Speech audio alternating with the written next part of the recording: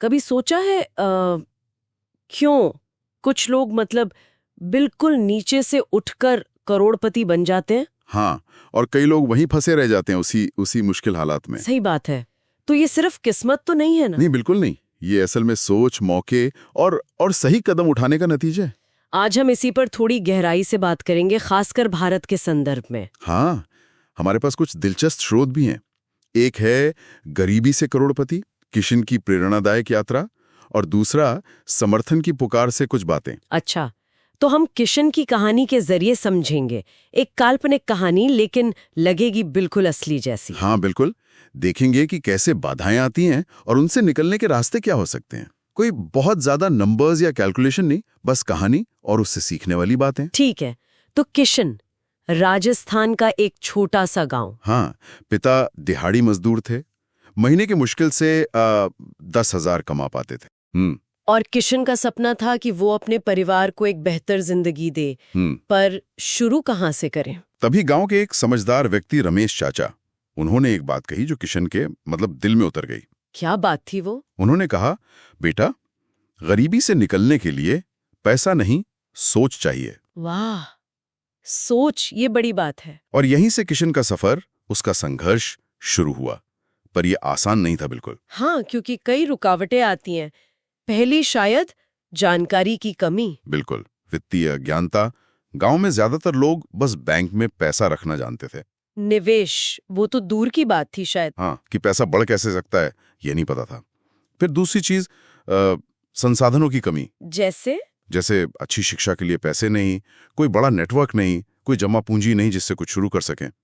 किशन के पास तो कॉलेज के लिए भी पैसे नहीं थे। उफ, और ऊपर से वो सामाजिक दबाव। हाँ, वो तो है ही। बहन की शादी करनी है, उसके लिए कर्ज लेना पड़ सकता है। ये दबाव कई बार गलत फैसले करवा देता है। सही कहा। और फिर एक डर भी तो होता है, कुछ नया करने का, पैसा लगाने का डर। हाँ, जोखिम से डर। लोग सोचते हैं चलो एफडी करा ली, बस उससे आगे नहीं सोचते। और कुछ लोग वो जल्दी अमीर बनने के चक्कर में पड़ जाते हैं। हाँ, वो लॉटरी या कोई फर्जी स्कीम। बिल्कुल।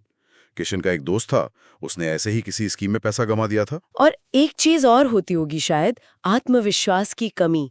वो सोच के मैं गरीब हूँ, मुझसे नहीं हो पाएगा। हाँ, ये बहुत बड़ी मानसिक बाधा है, लेकिन किशन ने हार नहीं मानी। वो रमेश चाचा की बात याद रखी उसने, सोच बदलनी है। हाँ, तो उसने क्या किया? सबसे पहले उसने सीखना शुरू किया, और वो भी मुफ्त में। मुफ्त में? कैसे?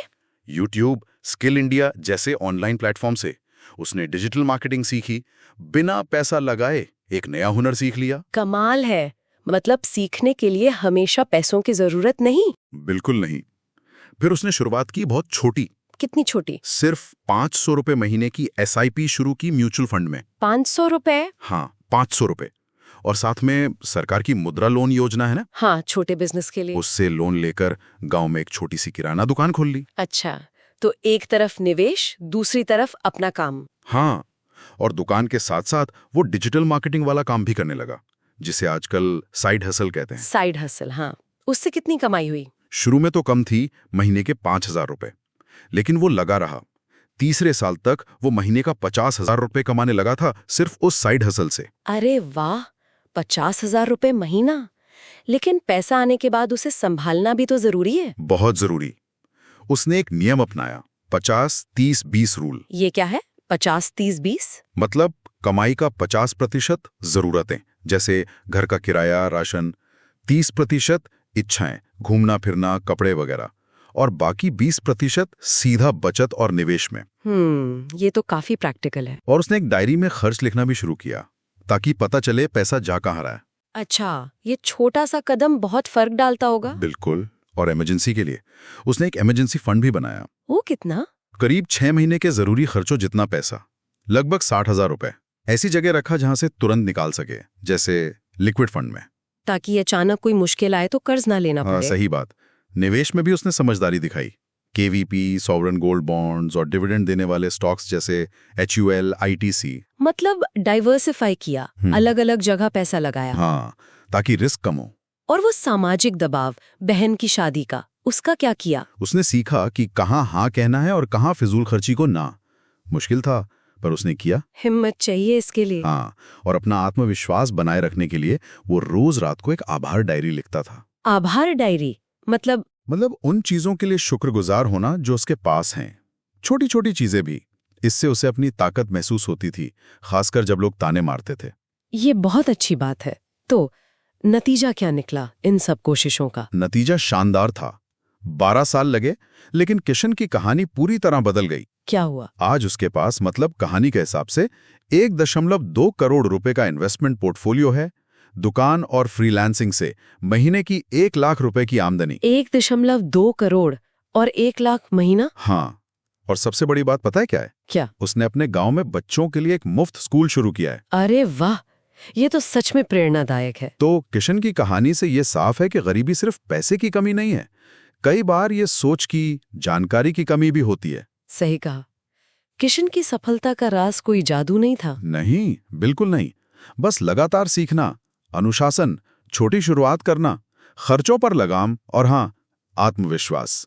और मुद्रा लोन, स्किल इंडिया जैसी सरकारी योजनाएं भी मददगार हो सकती हैं। तो ये कहानी यही दिखाती है कि बाधाएं चाहे कितनी भी हो, जानकारी की कमी हो, समाज का दबाव हो, डर हो, उन्हें पार किया जा सकता है। हाँ, बस अनुशासन, सीखने की इच्छा और छोटे मगर लगातार कदम उठाने की जरूरत है। और अगर हमारे सुनने वालों को ये बातचीत अच्छी लगी, जानकारीपूर्ण लगी और वो चाहते हैं कि हम ऐसी और कहानियां और विश्लेषण लाते रहें, तो वो डिस्क्रिप्शन में दिए गए UPI लिंक से हमारे काम में सहयोग कर सकते हैं। हाँ, बिल्कुल। चलिए, जाते जाते एक छोटा सा काम करते हैं। आज अपने कोई 3 सबसे बड़े लक्ष्य एक कागज पर लिखिए। हाँ, और अगर हो सके तो आज ही 500 रुपए की एक SIP शुरू करने के बारे में सोचिए, या कोई मुफ्त ऑनलाइन कोर्स देखना शुरू कीजिए। और हाँ, दिन में एक बार उन चीजों के लिए आभार जरूर जताइए जो आपके पास है। जैसा किशन कहता था, गरीबी शरीर की नहीं, सोच की होती है। तो सोचने वाली बात यह है कि इस सोच को बदलने के लिए आपका पहला कदम क्या हो सकता है।